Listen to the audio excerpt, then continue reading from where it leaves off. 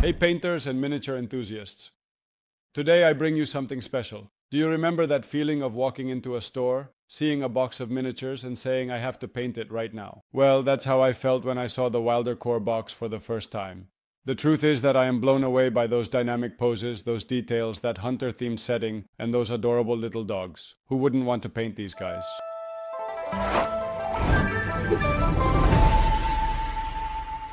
Now here comes the challenge. Today I bring you a new challenge. To paint the band in yellow uniforms. I know what you're thinking. Yellow. Exactly. For those who have already tried it, they know how complicated this color can be. Yellow is vibrant and eye-catching, but it is also one of the most difficult colors to master due to its low coverage and the transparency of its pigments. 1,000 but calm. Today I'm going to teach you the tricks and techniques I have learned so that yellow not only looks spectacular but shines like never before.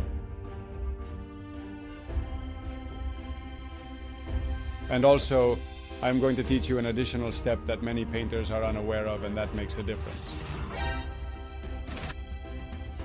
The first step, as always, is priming. This is key for the yellow to have good coverage. Although many would choose to prime in white or light gray, we are going to do something completely different to achieve greater depth in the shadows. We start with a black primer over the entire miniature.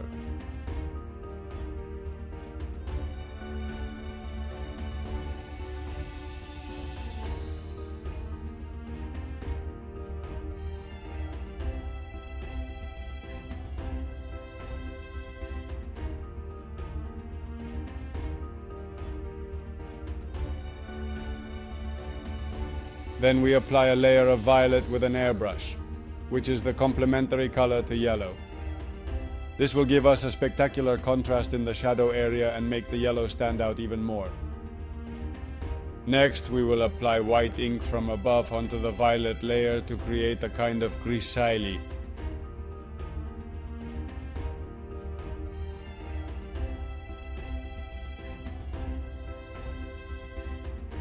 This will allow us to define highlights and shadows from the beginning, while keeping the violet layer visible in the shadows.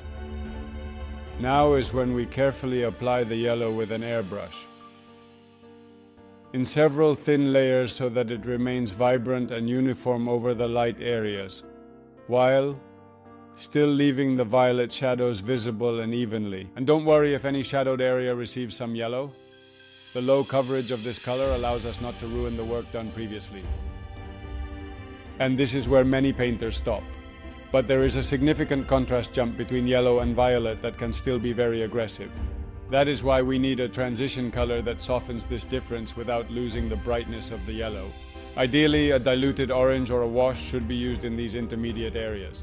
This will make the transition between light and shadow much more natural.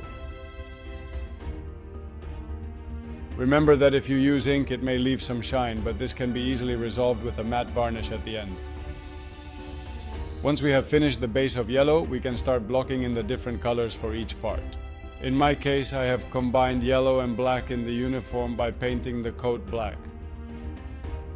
The boots a shade of reddish brown. And the belts and other elements, and other accessories that you can combine to your liking.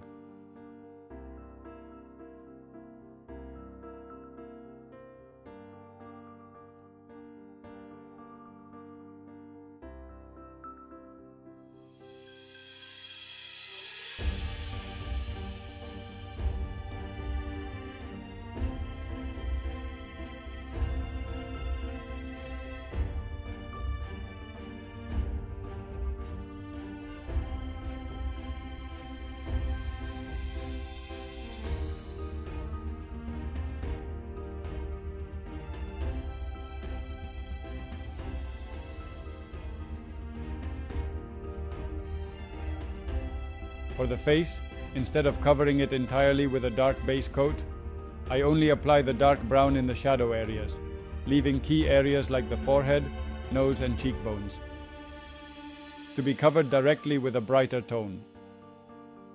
This saves layers of highlights and results in a cleaner and more natural finish.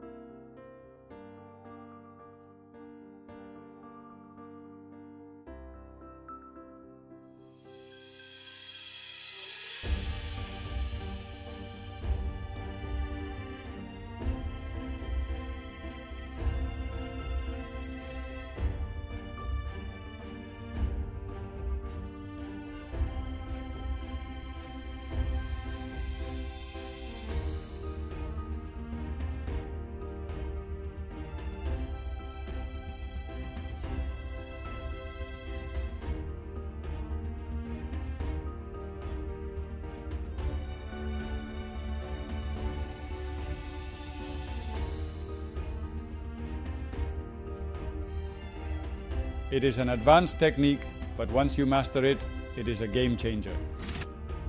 The airbrush is a great tool, but sometimes it leaves too artificial, uniform, and grainy of a finish. And although it saves a lot of time, I always like to add the final touches by hand. Adding highlights with a brush to give greater definition and richness to the miniature, simply by adding a bit of white to that mix of yellow for those final highlights.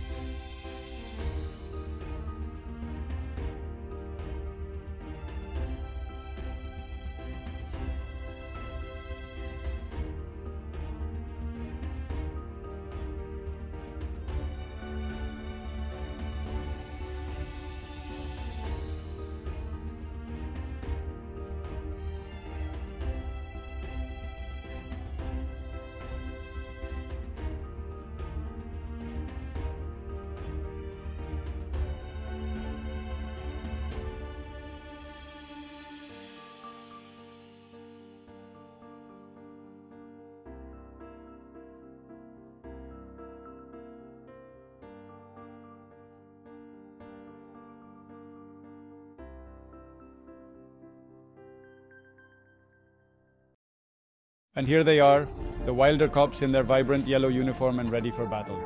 I am really proud of how these hunters turned out. They look amazing. The yellow stands out, and the shadows in violet and orange give it that depth that really makes them pop on the table. And the best part, with these tricks, you can achieve it too. If you're wondering how to get these results in a more detailed and effective way, I invite you to check out my Patreon. There you will find step-by-step tutorials that will guide you from priming to the final details.